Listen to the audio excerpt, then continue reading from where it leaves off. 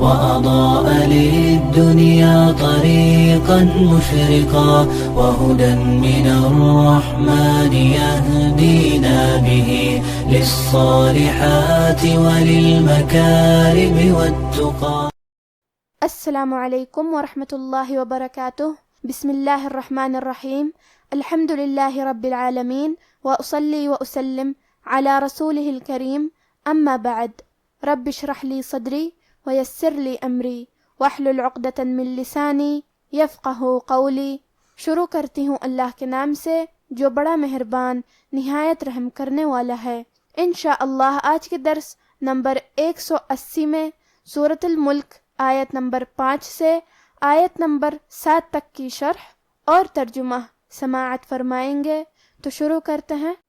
اعوذ باللہ من الشیطان الرجیم.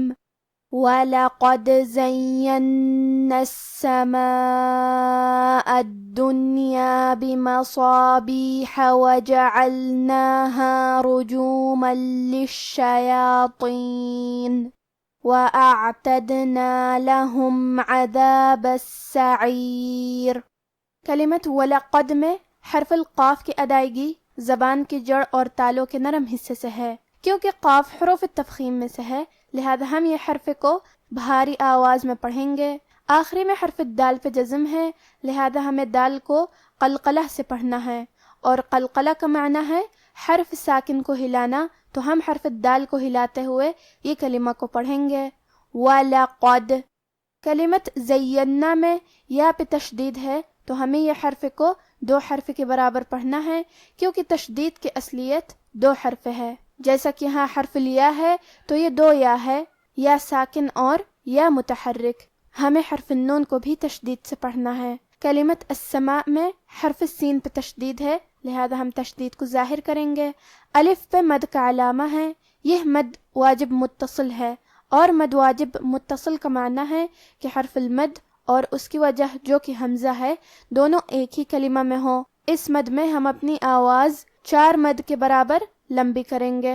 کلمت الدنیا میں حرف دال کے تشدید کو ظاہر کریں گے. کلمت بمصابیح میں یہاں حرف الصاد ہے اور صاد حروف تفخیم میں سے ہے لہذا ہمیں یہ حرف کو بھاری آواز میں پڑھنا ہے کیونکہ اس کے بعد مد الف ہے اور مد الف اپنے پیچھے والے حرف کا حکم لیتا ہے تفخیم میں اور ترقیق میں لہذا ہم مد الف کو بھی بھاری آواز میں پڑھیں گے. بمصابیح. حرف الحا کی ادائیگی حلق کے درمیان والے حصے سے ہے. کلمت وجعلناها میں حرف العین کو ہم حلق کے درمیان والے حصے سے پڑھیں گے اور کیونکہ یہاں لام ساکن ہے تو ہمیں لام کو ظاہر کرنا ہے.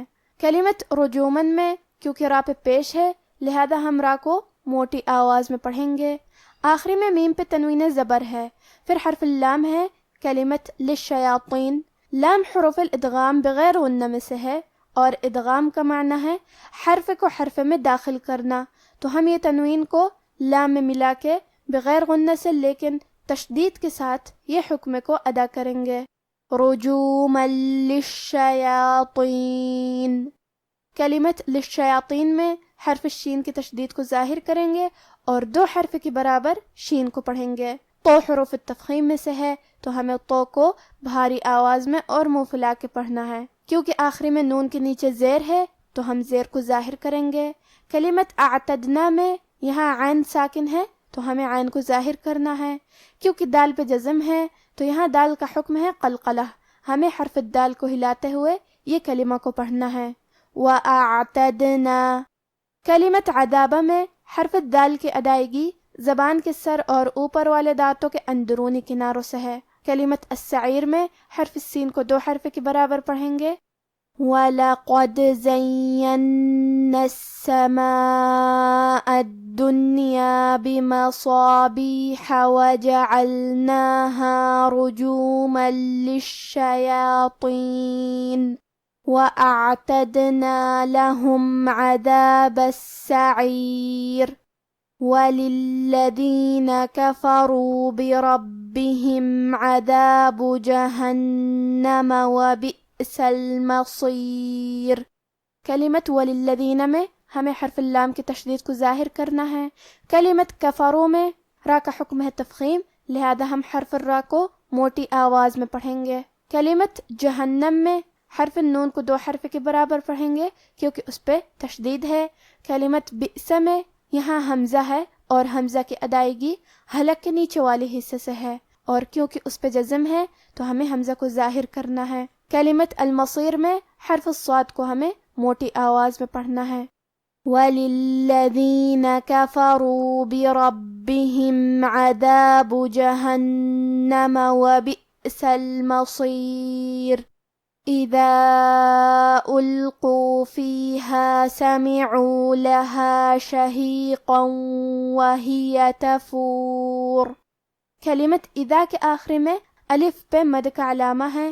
یہ مد جائز منفصل ہے، اور مد جائز منفصل کا معنی ہے کہ حرف المد پہلے کلمہ کے آخری میں ہو اور اس کی وجہ جو کہ حمزہ ہے وہ دوسرے کلمہ کے شروعات میں آئے۔ اس مد میں ہم اپنی آواز 2 سے 4 مد کے برابر لمبی کریں گے۔ کلمت القو میں الف پہ پیش ہے، لام پہ جزم ہے، پھر قاف پہ پیش ہے، تو ہم یہ تینوں حرکات کو برابر سے ظاہر کریں گے۔ حرف القاف کو موٹی آواز میں پڑھیں گے۔ کلمت شہیقن کے آخری میں قاف پہ تنوین زبر ہے، پھر حرف الواو ہے۔ واو حروف الادغام بغنہ میں سے ہے، تو ہم یہ تنوین کو واو میں ملا کے غنہ اور تشدید کے ساتھ ادا کریں گے۔ شہیقا وہیہ، کلمت وہیہ میں ہا کے نیچے زیر ہے اور یا پہ زبر ہے، تو ہم یہ دونوں حرکات کو ظاہر کریں گے۔ وہیہ۔ کلمت تفور میں یہاں حرف الرا کا حکم ہے تفخیم، لہذا ہمیں را کو موٹی آواز میں پڑھنا ہے۔ اذا القوا فیہا سمعوا لہا شہیقا وہی تفور۔ اب آپ ان آیتوں کی تلاوت تجوید کے ساتھ سماعت فرمائیں۔ اعوذ باللہ من الشیطان الرجیم۔ وَلَقَدْ زَيَّنَّا السَّمَاءَ الدُّنْيَا بِمَصَابِيحَ وَجَعَلْنَاهَا رُجُومًا لِلشَّيَاطِينِ وَأَعْتَدْنَا لَهُمْ عَذَابَ السَّعِيرِ وَلِلَّذِينَ كَفَرُوا بِرَبِّهِمْ عَذَابُ جَهَنَّمَ وَبِئْسَ الْمَصِيرُ إِذَا أُلْقُوا فِيهَا سَمِعُوا لَهَا شَهِيقًا وَهِيَ تَفُورُ۔ اور ہم نے قریب کے آسمان کو تاروں کے چراغوں سے زینت دی اور ان کو شیطانوں کے مارنے کا آلہ بنایا، اور ان کے لیے دہکتی آگ کا عذاب تیار کر رکھا ہے۔ اور جن لوگوں نے اپنے پروردگار سے کفر کیا ان کے لیے جہنم کا عذاب ہے، اور وہ برا ٹھکانہ ہے۔ جب وہ اس میں ڈالے جائیں گے تو اس کا چیخنا چلانا سنیں گے اور وہ جوش مار رہی ہوگی۔ آج کا ہمارا درس یہیں ختم ہوتا ہے۔ وما توفیقی الا باللہ، والسلام علیکم ورحمۃ اللہ۔